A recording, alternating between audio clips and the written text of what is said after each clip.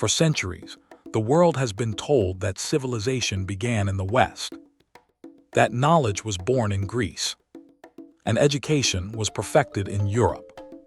But beneath the sands of Africa, long before the first stone of Oxford was laid, stood centers of learning so vast, so advanced, that they attracted students and scholars from across the known world. This is the untold story of Africa's first universities. Our story begins in the 12th century, along the banks of the river Niger, in the golden city of Timbuktu, part of the Mali Empire, a land so wealthy that travelers said even its dust shimmered with gold. But what truly made Timbuktu shine was not its gold. It was its knowledge. Here, in the heart of West Africa, stood the University of Sankoré, a place where thousands gathered to study the mysteries of life, the stars, and the soul. Scholars in flowing robe debated mathematics and medicine under open skies. And travelers from Morocco, Egypt, and even Spain came seeking wisdom. The University of Sankoré wasn't a single building. It was a vast network of schools, mosques, and private academies spread across the city. At its peak, Timbuktu held over 25,000 students, nearly a third of its population. The scholars followed a rigorous system of study known as the Ijaza, the same system that influenced the European model of degrees centuries later. They studied everything: mathematics, medicine, astronomy, law, geography, philosophy, and poetry. Students would spend years memorizing texts, then engage in debates and written commentary.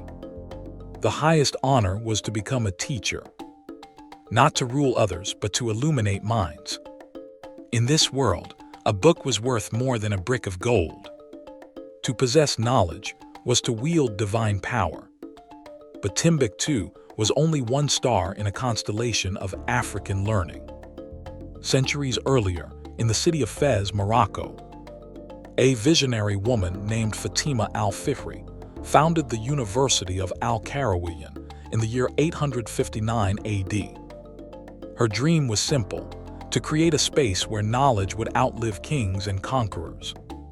Today, Al-Qarawiyyin is recognized by UNESCO and Guinness World Records as the oldest existing university in the world.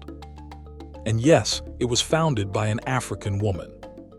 Around the same time in Cairo, Egypt, the University of Al-Azhar opened its doors in 970 AD, becoming one of the greatest centers of Islamic and scientific thought for more than 1,000 years.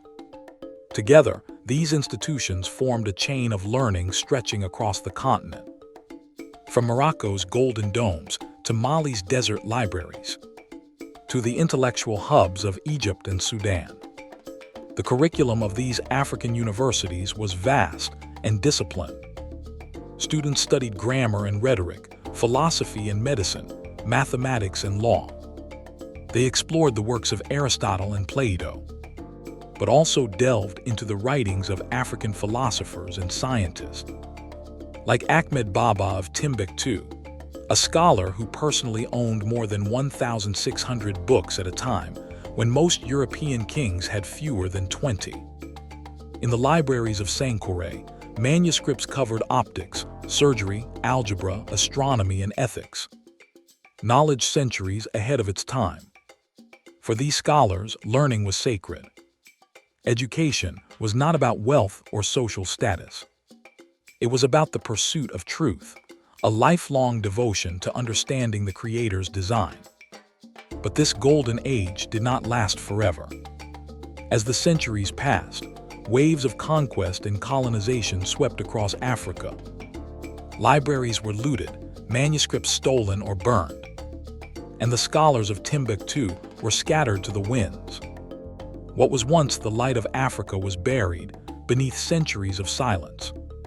When European explorers arrived in Mali centuries later, they marveled at the ruins, unable to believe Africans had built such wonders.